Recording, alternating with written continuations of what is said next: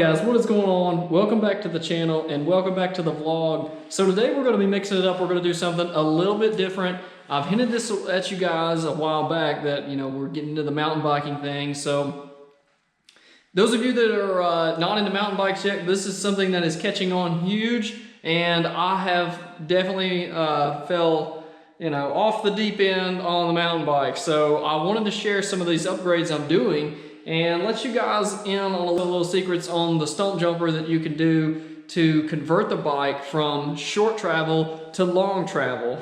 So I have all the parts here, and I'm going to walk you guys through how to convert a stump jumper short travel to long travel. Now right now you can tell this thing is like dirt jumper status, and that's because we took the center link out. I want to show you the difference in the two shocks, and basically what I'm doing with this bike, as you guys know, the Stump Jumper ST, the model I have is the lowest end model you could get. Now I have, since then I got the bike, I wasn't sure if I was going to go into mountain biking that hardcore, and I ended up getting into it pretty hardcore. So now I am building my base model Stump Jumper into what I want it to be. So a lot of you guys watching this video are probably thinking, why not just buy the bike the way you want it? Well, if you don't know if you're gonna go all in, don't go all in. Don't spend $5 grand on a bike if you don't know if you're gonna like it or not. So this was kind of my way of doing it. And as you guys know, I'm not one to really buy something and like not do anything with it. You know, the Colorado here has not stayed stock, neither will the bike. So I'm just a tinkerer, guys. I love to modify stuff and see if I can make it better. So back to the bike. So this bike, just real quick rundown on this thing. It is running a set of Maxxis Assegai 29er 2.6 tires. These do have the EXO casings on them. I'm running a RockShox Lyric up front, and I'm about to go to a RockShox Deluxe Select in the rear. Now, the factory shock in the back of this bike would have been a X-Fusion, which this is a good little shock. It's 120 millimeters of travel, and it works just fine on trail. Alright guys, so I'm going to chuck this thing up in the stand real quick.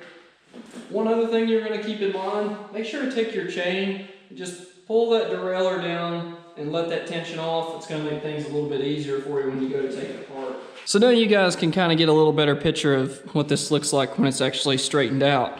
Now we're going to go ahead and assemble our new horse link and the rear shock. So you can see here, really good side-by-side kind of a demonstration of what you're converting from. As you can see, basically all this rear link is going to do is allow for more shock, less length. And that's pretty much it in a nutshell. I am going to have to salvage some of the parts from the old link. You can see here, you've got a high and a low setting. And I think this thing was always stuck in, it's actually in a high setting right now. So I'll probably end up setting it in a low for the next go around on this guy.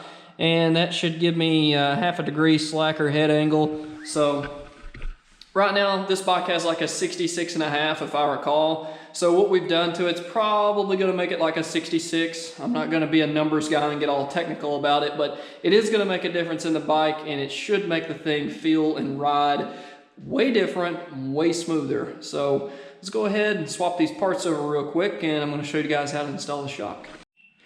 Alright guys, so just real quick, I want to show you the difference in the high and the low setting on this thing and how it actually works. So, kind of hard to do and hold the camera.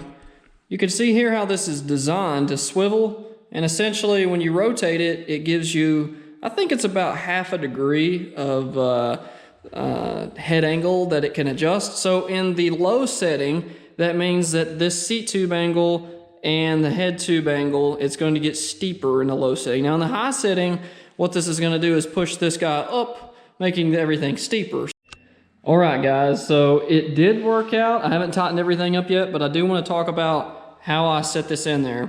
So the first thing that you want to do is go ahead and take this bolt, put this in the setting that you want to run it in, which is probably going to be the low setting. So you're going to go ahead and get that thing snugged up, then drop it in here in the top. If you're using a stand, it'll make things really easy because you can just let the back wheel sag down, drop this guy in, and then pick up on it just a little bit to get the threads to match up. And that's what I'm doing right now. All I gotta do is torque this, and bam, we're 150 millimeter.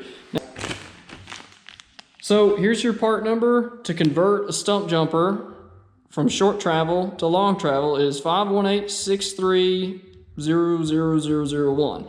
That's what you're gonna need. This bike is kind of considered an all mountain, being that it's not really a trail bike anymore, but it's not really an enduro bike. So this is like a bike that's kind of a do-it-all bike.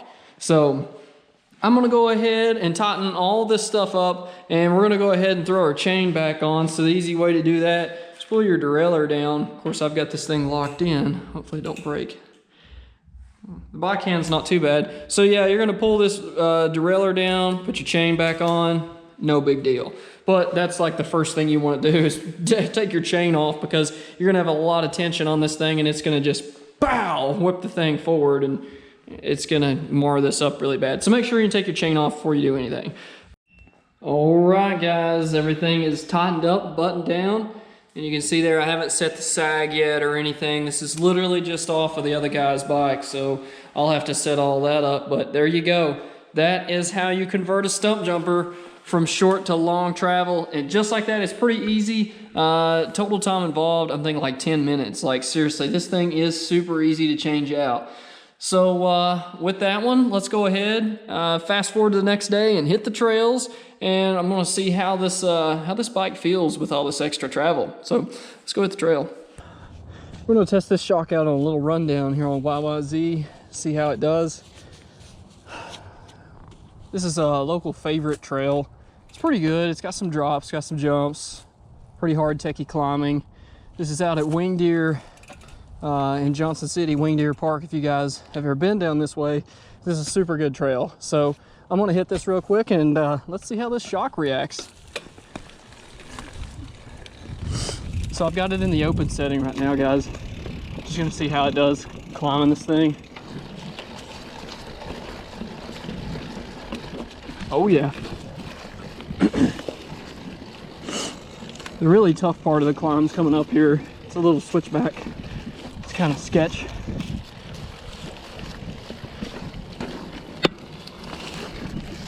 Oh yeah. All right. This is the where the downhill starts. So let's give this thing a try. There's a big drop up here, a couple good jumps, and hopefully it's a little bit more cushion than last time I rode this thing with the 120 mil. You're constantly bottoming it out. So let's try 150. Let's see how she goes.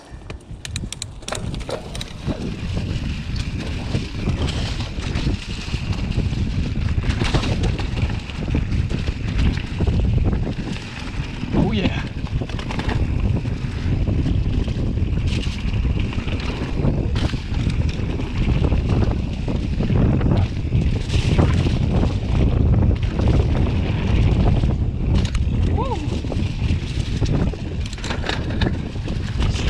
Part.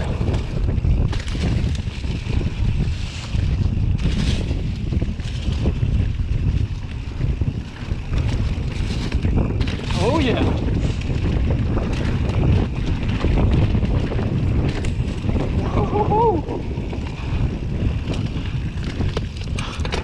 Oh wow, felt great. Another little drop off coming up here. Kind of have to swing wide to hit this one. My brakes are non-existent in the back. I'm gonna have to work on that next, guys. Okay, that was pretty much the downhill of YYZ. I'm gonna start the climb now.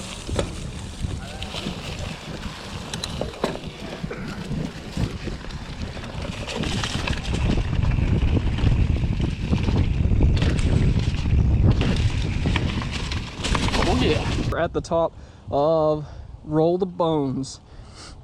Pretty intense climb to get to the top of Roll the Bones, but it's totally worth it. This downhill is incredible.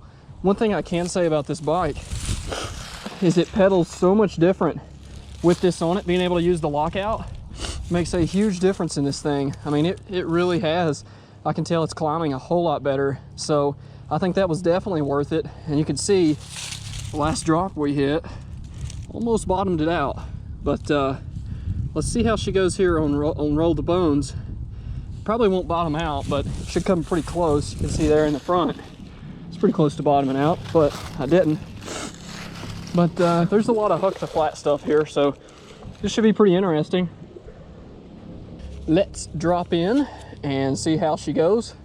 It's a pretty big jump right here at the beginning. It's always kind of fun to hit, but everything's a hook to flat, so it's probably gonna be painful. Make sure my shock's unlocked and we're ready to go. There's a huge drop down here at the end of this thing, so we're gonna hit that and see how the shock reacts to it. The last drop we hit, it felt super good, so I would expect the shock to act about the same as it did there. So let's drop in to roll the bones. Oh yeah.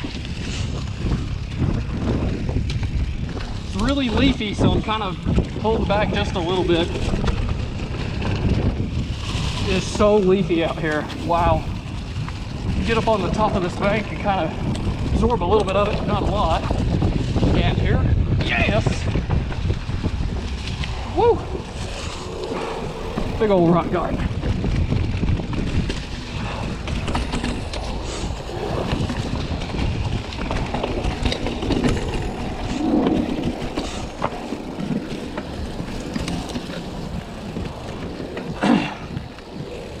So we got the drop coming up. Let's see how this shock does. The other one's pretty brutal. So here we go, on a 150. Nice.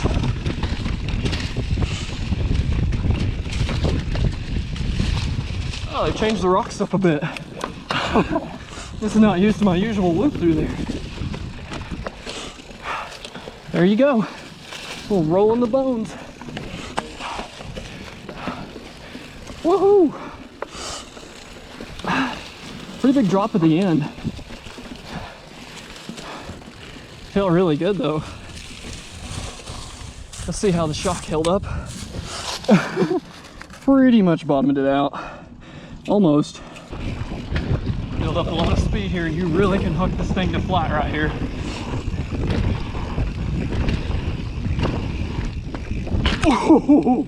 Wow.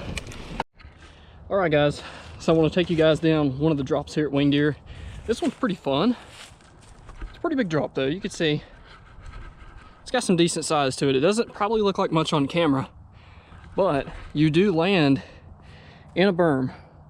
So it's pretty intimidating at first, but once you do it, you just like commit and you're fine. But this is one of those things where it doesn't really matter what kind of bike you have. It's more just the rider ability. I've hit this on a hardtail before. Yeah, it freaking hurts though, because you've got no rear suspension. So hitting stuff like this on a hardtail, you're definitely gonna feel it. Versus hitting it on this guy, you're gonna soak a lot of that up. There's so much of the travel we used on that last jump. Almost all of it.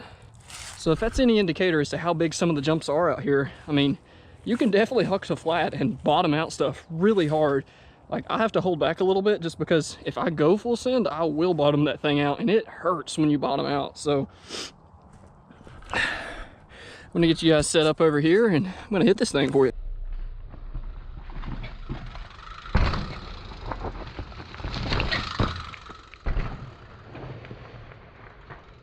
So I hope you guys enjoyed that little montage of the fork install and as well as a little bit of riding. Drop a comment below and let me know what you think. If you want to see more videos like this, give me a like. Drop a comment down below also. Let me know what you think. And if you guys are interested, you've got a stump jumper short travel, go ahead and get that rear link in.